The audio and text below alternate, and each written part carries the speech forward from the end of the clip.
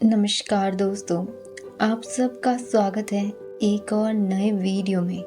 दोस्तों, महाशिवरात्रि ये योग, साधना, अध्यात्म और धर्म के लिए सबसे बड़ी महारात्रि है। आप इसे दिव्य अंधेरे का त्योहार कह सकते हैं। अगर धर्म ग्रंथों में लिखी गई कहानियों के पीछे विज्ञान को आप समझने की कोशिश करें तो शिवरात्रि का महत्व सिर्फ व्रत कथा तक सीमित नहीं है। ये सिर्फ भगवान की उपासना करना मात्र नहीं है, बल्कि खुद का इस अनंत ब्रह्मांड की अलौकिक शक्तियों से संपर्क बनाने की रात्रि है। हर चंद्रमास के 14वें दिन और अमावस्या के एक दिन पूर्व शिवरात्रि होती है। इस दिन इंसानी तंत्र में ऊर्जा कुदरती रूप से ऊपर की ओर बढ़ती है। हिंदू कैलेंडर में आने वाली सभी शिवरात्रियों में से महाशिवरात्रि का एक अलग महत्व है। महाशिवरात्रि में ग्रह का उत्तरी गोलार्ध इस प्रकार से अवस्थित होता है कि इंसान के अंदर की ऊर्जा का प्राकृतिक रूप से ऊपर की ओर जाती है। ये एक ऐसा दिन होता है जब मनुष्य को उसके आध्यात्मिक शिखर तक जाने में ये संसार मदद करता है। इसी विशेष समय का उपयोग करके ये उत्सव मनाया जाता है जो पूरी रात चलता है। रात भर मनाए जाने वाले इस उत्सव में इस बात का खास ध्यान रखा जाता है कि ऊर्जाओं के प्राकृतिक प्रभाव को उमड़ने का पूरा मौका मिले। इस विशेष रात में साधना करना चाहिए और पूरी रीढ़ की हड्डी सीधा रखकर निरंतर जगना चाहिए। शिव विवाह के अलावा इसका बड़ा महत्व है।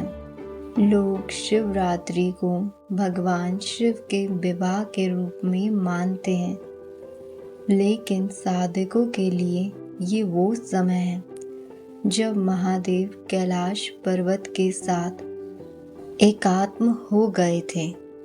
वो एक पर्वत की तरह स्थिर और निश्चल हो गए थे। योगिक परंपरा में शिव को किसी देवता की तरह नहीं पूजा जाता। उन्हें आदि गुरु माना जाता है, पहले गुरु जिन्होंने ज्ञान की शुरुआत की।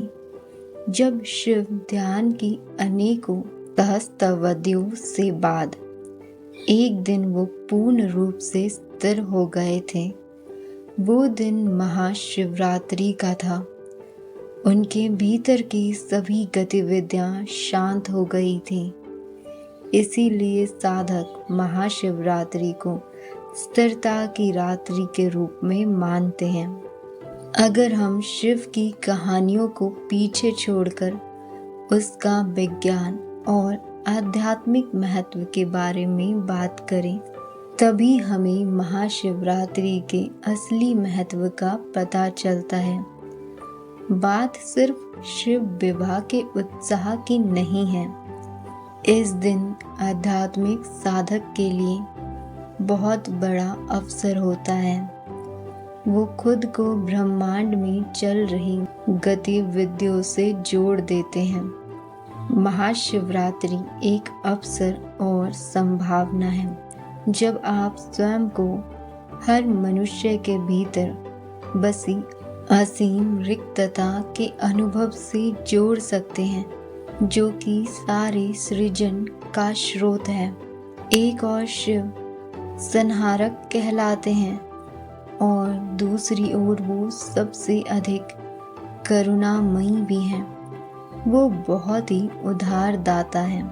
योगिक गाथाओं में वो अनेकों स्थान पर महाकरुणामयी के रूप में सामने आते हैं।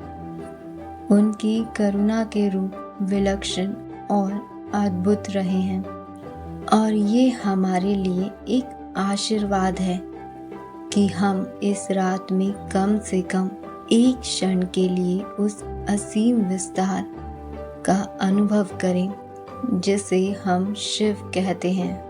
ये केवल एक नींद रहने की रात भर न रह जाए, ये आपके लिए जागरण की रात्रि होनी चाहिए। चेतन और जागरूकता से भरी एक रात। दोस्तों, मैं उम्मीद करती हूँ आप सबको आज का ये वीडियो पसंद आया होगा, ये जानकारी पसंद आई होगी। यदि आप इस चैनल पर पहली बार आए हैं तो इस चैनल को सब्सक्राइब कर सकते हैं ऐसी और वीडियोस के लिए। इस जानकारी को अपने दोस्तों परिवारजनों के साथ भी शेयर करिएगा ताकि वो भी खुद को इस अनंत ब्रह्मांड की शक्तियों से जोड़ पाए। मिलते हैं एक और नए वीडियो के साथ।